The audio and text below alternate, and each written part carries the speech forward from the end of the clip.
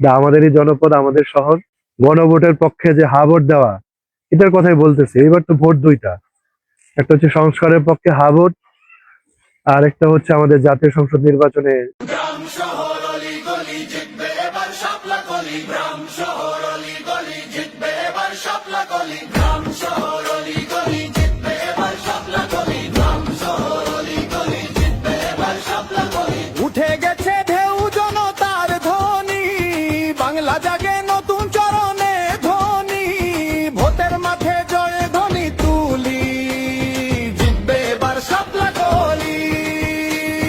গ্রাম শহর অলি গলি জিতবে এবার শাপলা কলি, একসাথে সবাই